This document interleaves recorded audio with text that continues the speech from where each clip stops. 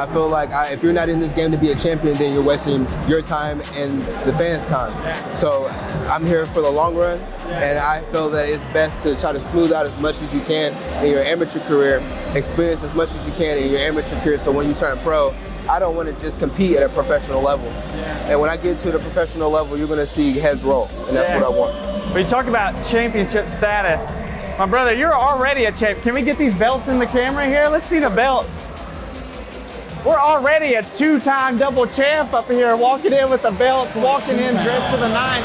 He has a record of 2 wins with 1 loss. He's representing Quest Fitness out of Murray, Kentucky.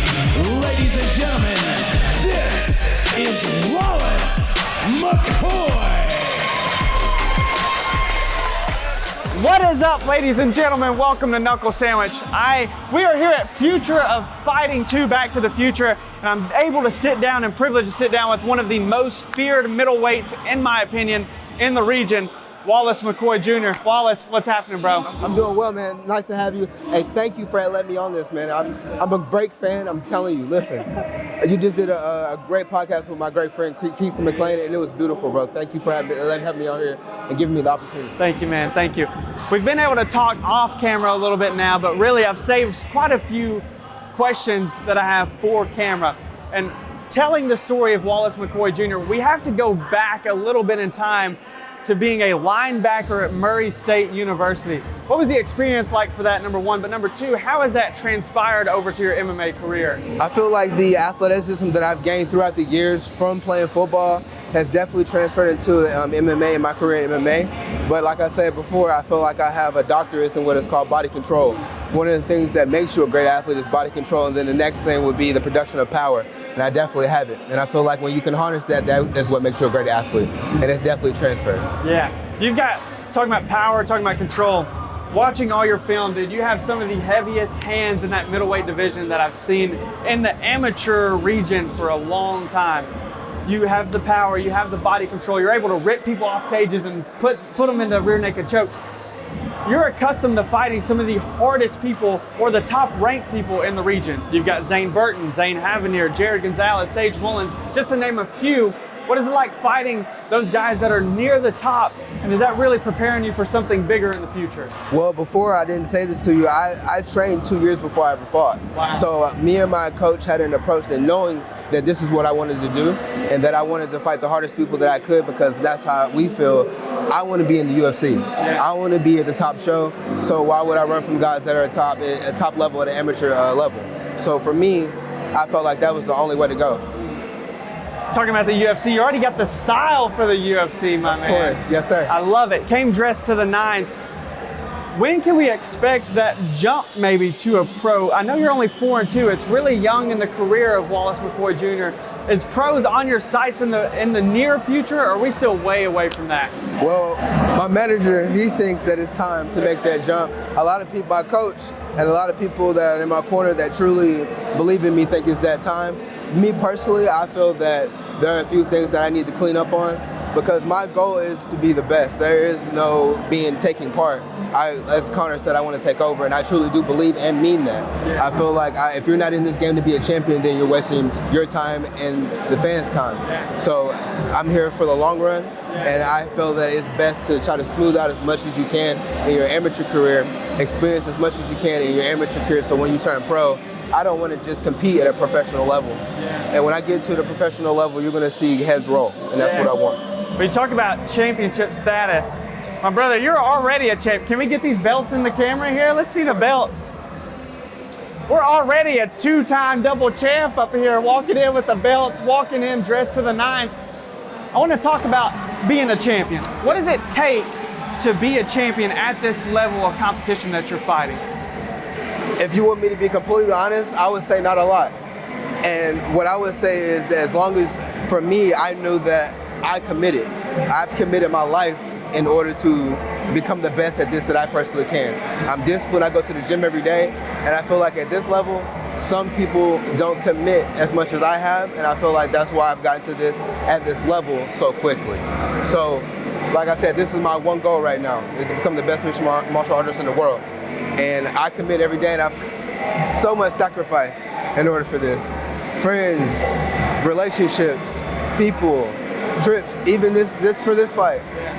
My job went on a cruise and everything was paid for. I said, no, I have to train in order to prepare for this fight. You don't get that much from amateurs, so it's very impressive already that you're treating the amateur career as if it's already pro as well. Yes.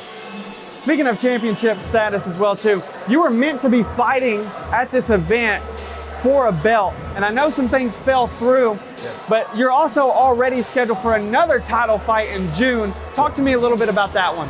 Well, June 22nd at Hub City, fighting for the 185-pound title. This is a good one and a very important one for me. I grew up under the boxing model. I love boxing. And in order to call yourself the best in the weight class, you have to conquer all 4 sanctioned bodies. So I have 1 belt from Tennessee, another belt from Tennessee, 1 from Kentucky, and I'm going back to Tennessee.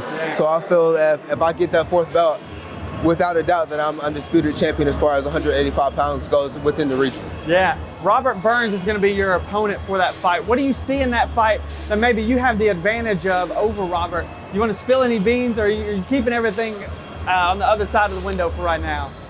Everywhere, everywhere. But at the end of the day, he accepted the fight, so I respect any man that's willing to sign the contract to fight me. They got my respect, right?